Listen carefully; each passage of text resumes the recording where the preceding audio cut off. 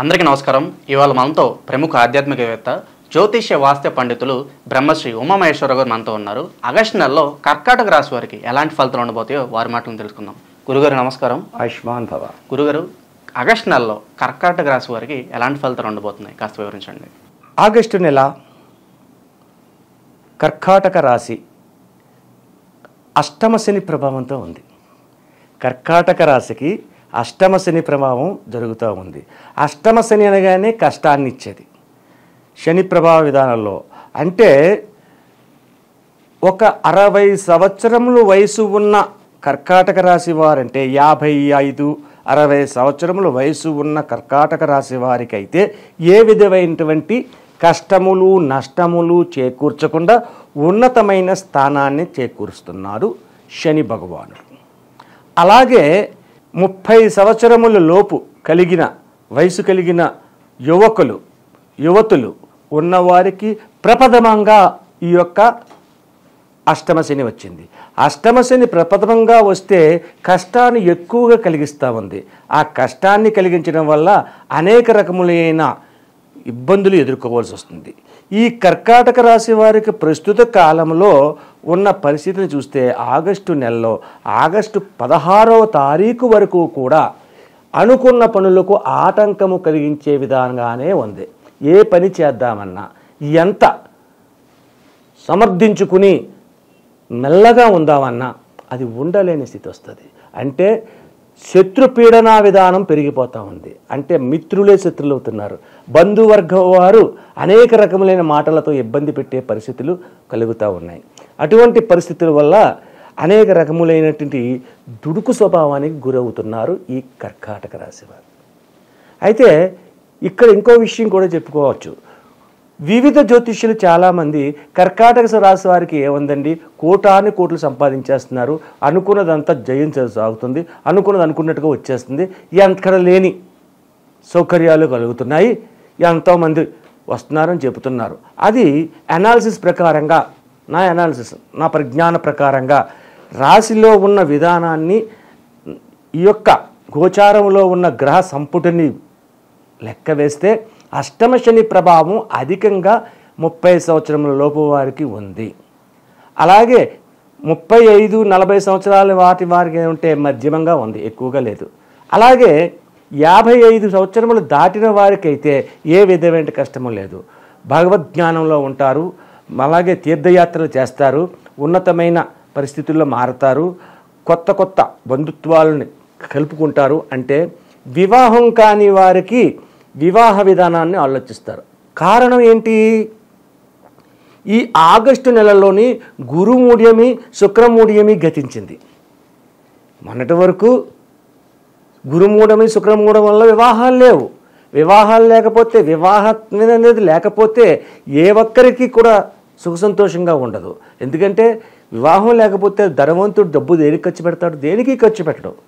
అదే వివాహం ఉందనుకో, పెయింట్ వేయడానికి వాళ్ళని కేకేస్తారు, అలాగే పందిళ్ళు వేసే వాళ్ళకి కేకేస్తారు, బ్యాండ్ మేళాలను కేకేస్తారు, పంతుల్ని కేకేస్తారు, డెకరేషన్ చేసే వాళ్ళు కేకేస్తారు, రకరకాల మండపాలు బుక్ చేస్తారు, వంటలు చేసే వాళ్ళు కేకేస్తారు. ఇలా ఇంతమందికి ఉపాధి కలుగుతుంది వివాహం అనేది ఉంటే. ఎప్పుడైతే వివాహ ముహూర్తాలు లేవో చాలామంది ఇబ్బంది పడిపోతారు. ఈ కర్కాటక రాశి వారి పరిస్థితులు 16వ తారీఖు దాకా కూడా అత్యంత జాగరూకతగా ఉండాలి. ఇంకొక విషయాన్ని కూడా మీకు తెలియపరుస్తున్నాను. ఈ యొక్క కర్కాటక రాశి వారు వాహనముల యందు అత్యంత మెలకువగా ఉండాలి.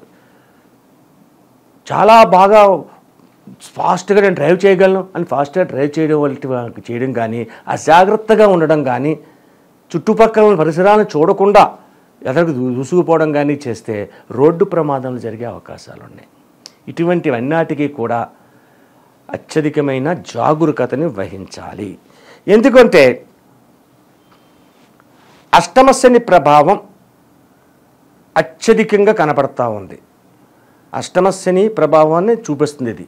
కాబట్టి ఈ కర్కాటక రాశి వారి తస్మాత్ జాగ్రత్త ప్రతి విషయంలోని కూడా. అలాగే భార్యాభర్తల గురించి చెప్తున్నాం. వాళ్ళు కూడా ప్రతిదానికి వాదనలకు దిగకుండా సఖ్యతగా సామరస్యంగా జీవితాన్ని ముందుకు సాగించుకోవాలి. తదుపరి విద్యార్థులు కూడా మీరు చదివే చదువు యందు నిమగ్నులయ్యి ఉండండి. బాగా అంటే దృష్టి పెట్టండి, చదువు మీద దృష్టి పెట్టండి. కుటుంబంలో జరుగుతున్న పరిణామాల గురించి ఆలోచించకండి. కుటుంబంలో జరిగే పరిణామాలు చాలా ఉన్నాయి ఇక్కడ. కాబట్టి దాన్ని ఆలోచించకుండా చదువు మీద ధ్యాస పెట్టి మీరు ఉంటే ఉన్నతమైన స్థితికి చేరుకోవడానికి అవకాశం ఉంటుంది.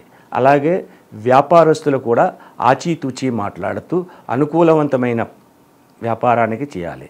అయితే ఈ కర్కాటక రాశి వారు ఈ నెల కాలంలో మొత్తం అంతా కూడా చేయవలసినది ఏంటి? శ్రీరామనామ పారాయణ చేయండి.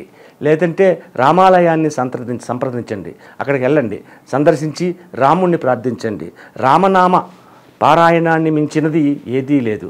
అంతటి గొప్ప విధానం. అంటే ఎంతటి కష్టాన్నైనా, ఎంతటి నష్టాన్నైనా, ఎంతటి బాధనైనా తొలగించేది రామనామం. కాబట్టి రామనామాన్ని జపించండి, రాముణ్ణి దర్శించండి, శ్రీరామచంద్రుల వారి యొక్క కృపకు పాత్రులు కండి. అలా చేస్తే చాలా ఉన్నతమైన స్థిరంగా ఉంటుంది. అలాగే చంద్రశేఖరుడు, చంద్రుడు అధిపతి, కర్కాటక రాశికి అధిపతి ఎవరంటే చంద్రుడు. చంద్రుడు అధిపతిగా చంద్రుడు ఎక్కడున్నాడు? చంద్రశేఖరుడు అంటే శివుని తలపై ఉన్నాడు.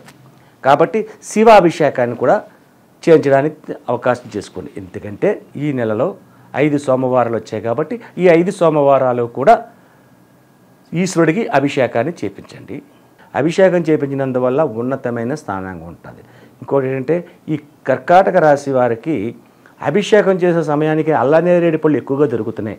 అల్లనేరేడు పళ్ళు తీసుకొచ్చి ఆ గింజను తీసి ఆ కండనంతా కూడా జ్యూస్గా మార్చి పాలు, పెరుగు, తేనె, నెయ్యి, పసుపు, కుంకుమ, విభూది, చందనము వంటి పదార్థములతో పాటు ఈ అల్లనేరేడు పళ్ళు జ్యూసుని కూడా అభిషేకం చేయించండి.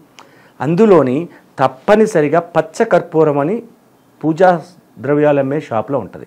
ఓ 10 రూపాయలు 20 రూపాయలు కొని దాన్ని పౌడర్గా నలిపి ఆ పౌడర్ని నీళ్ళల్లో కలిపి ఆ నీళ్ళు అభిషేకం చేయమనండి. దానివల్ల కర్కాటక రాశి వారికి కలుగుతున్నటువంటి నష్టములు, కష్టములు తొలగి ఆ శ్రీరాముని దయ వల్ల, ఆ పరమేశ్వరుడి దయ వల్ల సుఖ సంతోషాలు, ఆరోగ్య ఐశ్వర్యాలు పొందుతారు అని చెప్పడం జరుగుతుంది. వీడియో నచ్చినట్టయితే లైక్ చేయండి.